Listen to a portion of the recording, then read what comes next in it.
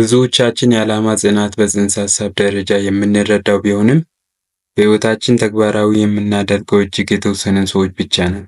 ዛሬ ይህንን ሐሳብ ላነሳላችሁ የወደድኩበት ምክንያት ምን መሰላችሁ? በሕይወት የውጣ ውረዶች ድምር ውጤት እንደመሆኗ በጣም የበዙ ተስፋ አስቆራጭ ነገሮች የሞሉባትና ከዓላማችን የሚያሰናክሉና ወደኋላ የሚስቡ ውስጣዊና ውጫዊ ፈተናዎች የተሞላች እንደመሆኗ ወርቅ በእሳት ተፈትኖ ወርቅነቱ እንደሚረጋገጠው ሁሉ በብዙ ፈተናዎች ነጥራ የወጣች ሕይወት የስኬት አክሊልን ትቀዳጃለች። የሰው ልጅ ፈተናዎች ከሁለት ምንጮች ሊመጡ ይችላሉ። እነሱም ውስጣዊና ውጫዊ ናቸው።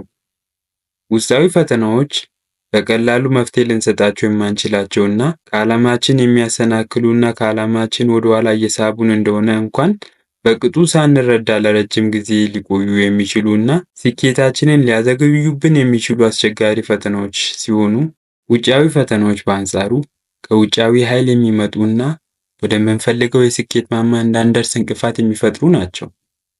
ከዚህ መረዳት እንደሚቻለው የሰው ልጅ ሊያሳካ ከሚፈልገው ህልሙ የሚያደናቅፉ ፈተናዎች እጅግ በጣም የበዙ እንደሆኑ ነው። በእነዚህ ፈተናዎች ምክንያት ደግሞ ያልጠበቅነው አይነት ውድቀት ሊያጋጥመን ይችላል። ዓላማችንን ወደ ግብ ለማድረስ በምናደርገው ትንቅንቅ ውድቀት ቢያጋጥመን የጉዟችን ፍጻሜ አድርገን ማሰብ የለብንም። ምክንያቱም አሁን ላይ ተሳክቶላቸው የምናያቸው ሰዎች ሁሉ በሆነ አጋጣሚ ይህንን ሂደት አልፈው ለዚህ ደረጃ በቅተዋል። በዛሬ ዝግጅቴ ላይ በዓለማችን የጽናት ተምሳሌት የሆኑ 10 ሰዎችን አሁን ከደረሱበት ታላቅነት ጀርባ ያልተሰሙ እውነታዎችን እዳስሳለሁ። ለዚህ ቻናል አዲስ የሆናችሁ ቻናሉን ሰብስክራይብ እያደረጋችሁ እንዲሁም ይህን ቪዲዮ ከወደዳችሁ ላይክ ማድረጋችሁን እንዳትረሱ።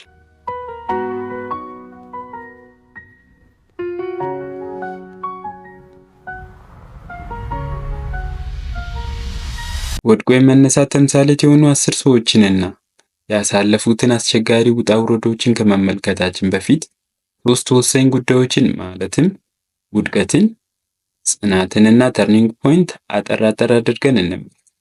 ውድቀትን እንዴት እንረዳው? ብዙ ጊዜ ውድቀትን የጉዟችን መቋጫ፣ ሁሉም ነገር እንዳበቃለትና እንዳከተመለት አድርጎ የመተርጎም የተሳሳተ አዝማሚያ በብዙዎቻችን ላይ ይታያል። ነገር ግን ከዚህ በታች ከመጠቅሳቸው ሰዎች ታሪክ መረዳት እንደሚቻለው ውድቀት የአንድ ታሪክ መደምደሚያ 4 ነጥብ ሳይሆን በሕይወት ጉዟችን ላይ ቆም ብለን የምናስብበት፣ ባሳለፍናቸው ውጣ ውረዶች ውስጥ ጥንካሬዎቻችንና ድክመቶቻችን የምንለይበትና በቀጣይ ለምንጋፈጣቸው ፈተናዎች ትምህርት የምንቀስምበት ነው። ውድቀትን ለምናልመው ስኬት የመሰረት ድንጋይ ማድረግ ችግሮቻችን መፍቻ ጤናማና ውጤታማ መንገድ ነው።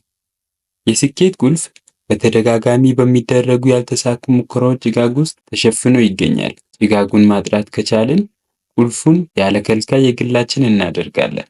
ለምሳሌ ብናይ በየዓመቱ ተጀምሮ ለፍጻሜ ሳይደርሱ የሚቋረጡ ብዙ ፕሮጀክቶችን ማየት የተለመደ ነው። የእነዚህ ብዙ ፕሮጀክቶች ባለቤቶች ጅምሮቻቸውን ሲያቋርጡ የተወሰኑ ከውድቀታቸው ተምረው ስትራቴጂያቸውንና የቢዝነስ ሞዴላቸውን በመቀየር አሊያም ደግሞ በማሻሻል በአዲስ መልክ ትግላቸውን ይጀምራሉ። የመቋቋም ችሎታ፣ የመቋቋም ብቃት ወይም ችሎታ ሳይኮሎጂ ኦፍ ሬዚሊያንስ የሰው ልጅ በሕይወቱ ለሚያጋጥሙት አስቸጋሪ ሁኔታዎች መሸጋገሪያነት የሚጠቀምበት የአእምሮ ጥንካሬና የኃይል ክምችት ነው። ከከባድ ሁኔታዎች ራሳችንን የምናስመልጥበትና በአስቸጋሪ ሁኔታዎች ውስጥ እድገታችንን የምናስቀጥልበት ታላቅ እና ተፈጥሮ የቸረችን ድንቅ ስጦታ ነው። የመቋቋም ችሎታ ያላቸው ሰዎች ባህሪያት መካከል አዎንታዊ አመለካከት ወይም ፖዚቲቭ አቲቲዩድ፣ ኦፕቲሚዝም፣ ስሜታዊነትን መቆጣጠርና ውድቀትን እንደ ፖዚቲቭ ፊድባክ የመመልከት እና የመሳሰሉት ባህሪያቶች ተጠቃሾች ናቸው። ታዲያ ግን የመቋቋም ብቃት አለን ማለት ማናቸውንም ፈተናዎች መወጣት እንችላለን ወይም ደግሞ ምንም አይነት ጭንቀትና ችግር አይደርስብንም ማለት አይደለም። ነገር ግን ፈተናዎችን እንድንጋፈጥ ከችግሮቻችን ተምረን ጠንካሮች ሆነን ነጥረን እንድንወጣ ያግዘናል።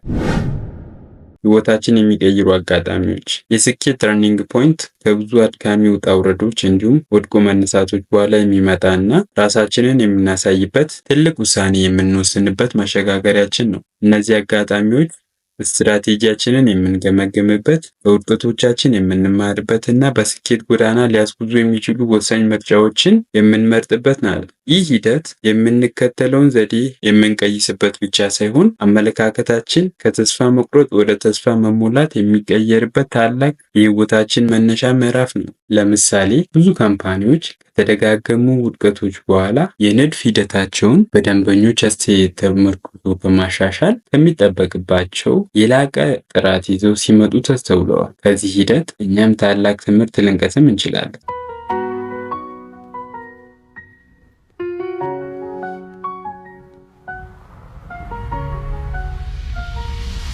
በማስከተልም ወድቆ የመነሳትና የጽናት ተምሳሌት የሆኑ 10 ሰዎችን እንመልከታቸው። በዚህ መሰረት ቶማስ ኤዲሰንን እናገኛለን። ቶማስ ኤዲሰንን አሁን ላይ የማያውቅ ሰው አለ ብዬ አልገምትም። ታላቅ የፈጠራ አባት በመባል የሚታወቅ በግልና በቡድን እስከ 1093 የሚደርሱ የአእምሮ ንብረትነታቸው የተመዘገቡ ፈጠራዎችን ለዓለም ያስተዋወቀ ቢሆንም በብዙዎች የሚታወቀው በአምፖል ፈጠራው ነው። ኤዲሰን ተሳክቶለት አምፖል ከመፍጠሩ በፊት 999 ጊዜም ደጋግሞ ሞክሮ እንደነበረ የታሪክ ድርሳናት መዝግበዋል። ነገር ግን በ1000ኛው ሙከራው ተሳክቶለት አምፖል በመፍጠር ዓለምን ማስደመም ችሏል። ከእያንዳንዱ ያልተሳኩ ሙከራዎች መማርና በውድቀት ያለመበገር ጽናት ከሁሉም ውድቀቶች ማሻሻል ያለበትን ነገር እየወሰደ ለትውልድ የሚተላለፍ ታላቅ ፈጠራን ለዓለም አቀፉ ማህበረሰብ ሊያስተላልፍ ችሏል። በዚህ አይበገሬነቱ ለብዙዎች ተምሳሌ ሊሆን የቻለ ታላቅ ሰው ነው። እኛስ አንድን ነገር ስንት ጊዜ ደጋግመን እንሞክር ይሆን? ራሳችንን እንጠይቅ። በማስከተልም ጄኪ ራውሊንግን እንመልከት። በዓለማችን ከታዩ ድንቅ የድርሰት ስራዎቹ መካከል አንዱ የሆነውንና ብዙ እትሞች በዓለም አቀፍ ደረጃ ተሰራጭተው ለአንባቢያን ከበቁና ብዙ ኮፒዎች ከተሸጡላት ስራዎች መካከል በሃሪ ፖተር ሲሪሶች ትታወቃለች። ራውሊንግ የድርሰት ዓለምን ስትቀላቀል ነገሮች አልጋ በአልጋ ሆነው አልጠበቋትም። በመጀመሪያ አካባቢ ድርሰቶቿን ለማሳተም የበርካታ ማተሚያ ቤቶች በሮችን ያንኳኳች ቢሆንም ቅሉ ፈቃደኛ ሆኖ ሊያትምላት የተስማማ አልተገኘም ነበረ። ነገር ግን ከብዙ አድካሚ ሂደቶችና ውጣ ውረዶች በኋላ አንድ የህትመት ድርጅት ጽሑፎቿን አትሞ ወደ ገበያ ሊያቀርብ ተስማማ። በሂደትም ስራዎቿ በብዙዎች እጅግ ተወዳጅነትንና እውቅናን እያተረፈላት ሄደ። በአንድ ወቅት በሃርቫርድ ዩኒቨርሲቲ በእንግድነት ተጋብዛ የመክፈቻ ንግግር ያደረገችው ራውሊንግ እንዲህ ብላ ነበረ። በወቅቱ ህይወቴ ተመሰቃቅሎ ነበረ። ገና ያልጠነከረውም ትዳሬ ባጭሩ ተቀጨ። ስራ ስላልነበረኝ ልጆቼን ብቻዬን የማሳደግ ኃላፊነቱ ከበደኝ። በዛን ጊዜ ህይወቴ በብሪቴን ጎዳና ላይ ወድቀው ከነበሩ ሰዎች የባሰ አዘቅት ውስጥ ወድቆ ነበረ። ወቅቱ ለወላጆቼ እንዲሁም ለአጠቃላይ ቤተሰቦቼ እጅግ አስከፊ ጊዜ ነበረ። በህይወቴ ማንም እንደዚህ አይነት አስከፊ ጊዜ እንዲያሳልፍ አልመኝም ስትል ያንን አስቸጋሪ ጊዜ ታስታውሳለች።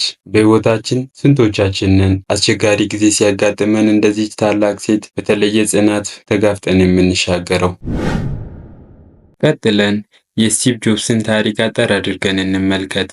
በካሊፎርኒያ ሳን ፍራንሲስኮ ከተማ ተወልዶ ያደገው ስቲቨን ፓውል ጆብ ብዙዎቻችን በምናውቀው ስሙ ስቲቭ ጆብ ታላቅ የቢዝነስ ሰው፣ የአፕል ኩባንያ መስራች እና በፒክሳር ኩባንያ ታላቅ ባለድርሻ ነው። ከጓደኛው ጋራ በጋራጅ አንድ ብሎ የጀመረው ስራ ህይወቱ አድጎ ከ2 ቢሊዮን በላይ ካፒታል የሚያንቀሳቅስ እና ከ4000 በላይ ሰራተኞችን ቀጥሮ የማሰራት ደረጃ ላይ የደረሰ ሲሆን በአንድ ወቅት ስቲቭ ጆብ ራሱ ከመሰረተውና ተቀጥሮ ይሰራበት ከነበረው አፕል ካምፓኒ የመባረር ዕጣ ፈንታ ገጠመው። ለስራ ያለው ፓሽን እና ጥንካሬው ከገዛ ካምፓኒ ከተባረረ በኋላ ንዴቱን ዋጥ አድርጎ ሌላ 2 ትላልቅ ካምፓኒዎችን ማለትም ኒከስ እና ፒክሳር መስራችና ታላቅ ሼር ሆልደር እንዲሆን አስችሎታል። አይበገሪነቱንና ጥንካሬውን ያዩት የአፕል ካምፓኒ ሼር ሆልደሮች ድጋሚ ሲዮ በማድረግ መልሶ ወደ ቀድሞ ካምፓኒው አምጥቶ ሲሾሙት እንዲህ ብሎ ተናገረ።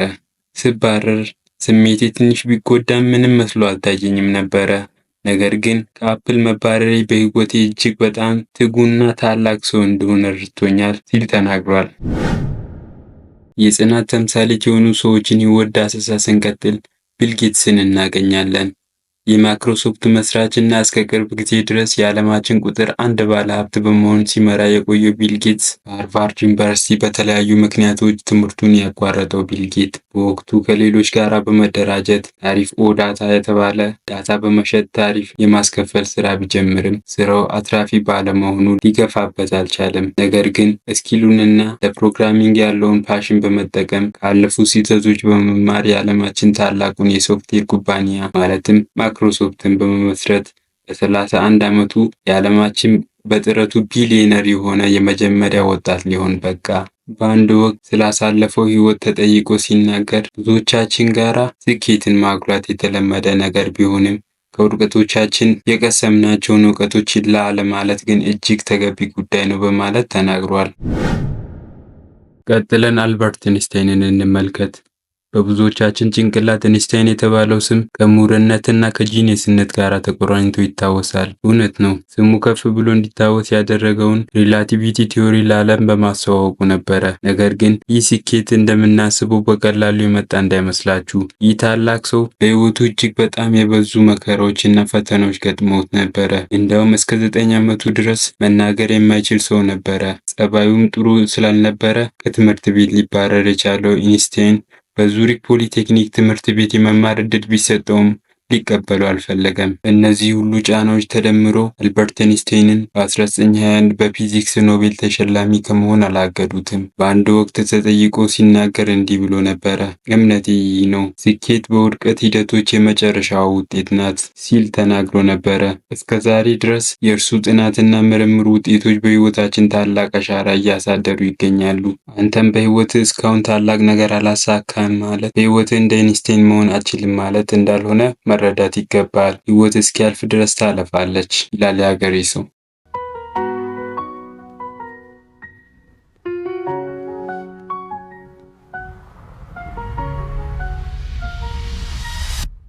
黑暗中闪耀的宝石，不会畏惧迷失，一路